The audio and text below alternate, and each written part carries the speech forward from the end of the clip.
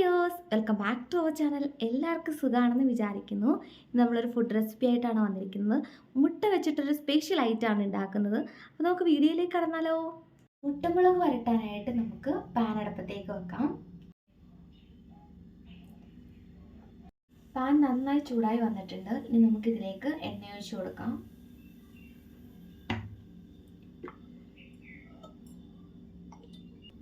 എണ്ണ നന്നായി ചൂടായി വന്നിട്ടുണ്ട്. ഇതിലേക്ക് നമുക്ക് കടുക് ചേർത്ത് കൊടുക്കാം.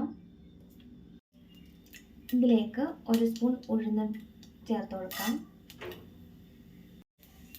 1/4 ടീസ്പൂൺ ജീരകം കൂടി ചേർത്ത് കൊടുക്കാം. ഇനി ഇതിലേക്ക് 3-4 പീസ് വെളുത്തുള്ളി ചെറുതായിട്ട് അരിഞ്ഞതാണ്. ഇതിലേക്ക് 2 സവാളയാണ് ചേർത്ത് കൊടുക്കുന്നത്. ചെറുതായിട്ട് അരിഞ്ഞു വെച്ച സവാളയാണ്. 2 വറ്റൽമുളക് ചേർത്ത് കൊടുക്കാവുന്നതാണ്. 2 കറിവേപ്പില കൂടി ചേർത്ത് കൊടുക്കാം.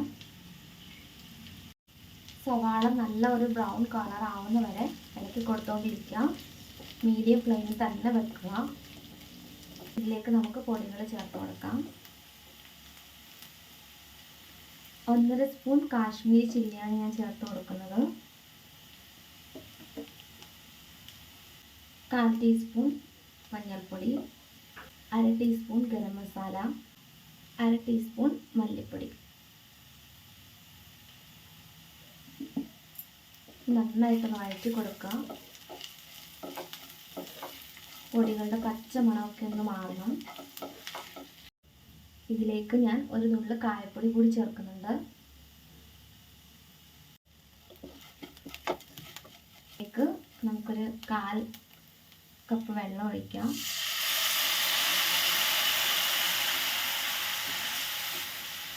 മസാല കരിഞ്ഞു പോകാതിരിക്കാനാണ് നമ്മൾ വെള്ളം ചേർത്ത് കൊടുക്കുന്നത്.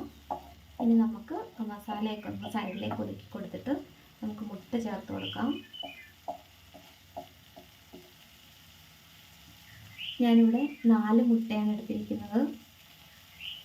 നിങ്ങൾക്ക് 4-5 മുട്ട ചേർത്ത് കൊടുക്കാവുന്നതാണ്.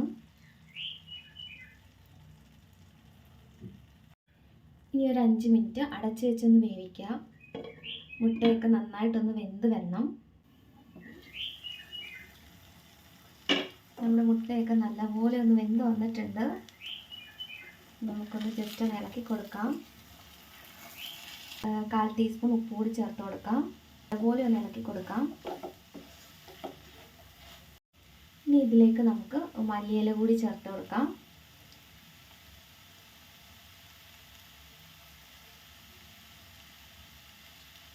ഇനി നമുക്ക് തീ ഓഫ് ചെയ്യാം. ഫൈനലി നമ്മുടെ മുട്ടമുളക് വറവ് ഇവിടെ റെഡി ആയിട്ടിരിക്കുകയാണ്.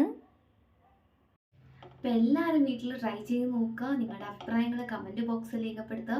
അപ്പോൾ താങ്ക് യു ഫോർ വാച്ചിങ്. അപ്പോൾ നെക്സ്റ്റ് വീഡിയോ ആയിട്ട് ഞാൻ വരുന്നതായിരിക്കും. Bye bye, take care.